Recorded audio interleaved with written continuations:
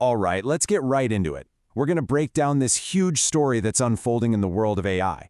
We're talking about a math problem that was thought to be impossible, a massive lawsuit, and really, the future of all technology as we know it. You know, to really get a sense of the absolute frenzy happening in AI right now, you just have to look at this quote. It felt like things were quiet for a minute there, but not anymore. The pace is just relentless now, and it's setting the stage for everything we're about to unpack. Okay, so we are seeing AI hit this major turning point. It's moving past just, sorting through information we already have. Now, it's doing something much, much deeper. It's actually making brand new discoveries all on its own. And that leads us to this really key idea, automated theorem discovery. Now, this isn't just about an AI being a fancy calculator that's faster than a person. We're talking about models like Elon Musk's Grok starting to think and discover in ways that, until now, were totally unique to us humans. It's proving new math theorems from scratch. And look, this isn't just some one-off thing. Terence Tao, who many people consider the best mathematician alive today, he confirmed that AI has officially passed a huge milestone.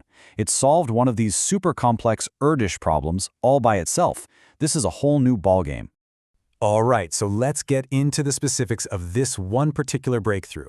We're going to focus on how Grok 4.20 cracked a math problem that had human researchers totally stumped for years. So, to really wrap your head around what Grok pulled off, let's use a quick analogy. Picture some wild animal running around like crazy near the edge of a cliff. You know its top speed, but you have no idea which way it's going to go. Your job is to prove, with 100% certainty, that it will never, ever fall off. And this is where it gets really interesting, right? You can see the huge difference in strategy. The human way of doing it was intuitive. We played it safe, we created this big, wide buffer zone, basically a good guess that was pretty far from the actual cliff edge. But Grok? It did something totally different. It calculated the absolute, precise, sharpest line possible, a perfect, explicit formula. This mountain analogy just nails it, doesn't it? Humans are slowly, painstakingly climbing this mountain, and every so often they call down and say, okay, we know it's at least this high. Grok basically just teleported to the very top, looked around, and in about 5 minutes said, the exact height is 4,000 feet. So here's the thing. It's not just that Grok solved the problem. I mean, that's amazing, sure. But the how, that's the real game changer here. This is a huge shift away from one of the biggest problems people have had with AI. You've probably heard this complaint about AI for years, right? The whole black box problem. You put your data in, an answer comes out, but you have absolutely no idea how the AI actually got there. Well, this is a major move towards a glass box, where we can actually pop the hood and see the logic. And that's really the headline here. Grok didn't just spit out the answer. It gave us a brand new, explicit mathematical formula. It literally showed its work. And that gives human mathematicians something they can study, they can verify, and most importantly, something they can learn from to push our own understanding forward. But a breakthrough like this, one that turns a black box into a glass box, well, you know that's not just going to stay in a science lab, right? No way. This is a huge chess piece in a much bigger game that Elon Musk is playing on a whole bunch of different fronts. So on one side of the board, you've got Musk suing OpenAI, the very company he helped start. And if you look at the betting markets, which is kind of a wild way to track public opinion, people are really starting to believe in him. The odds of him winning have jumped from less than 30% all the way up to 60%. And then you get these leaked emails and you see just how personal this whole thing has gotten.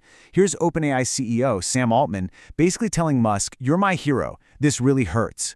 It just shows you the high-stakes drama going on behind the scenes. But Musk's reply? Whoa. He just completely changes the scale of the conversation.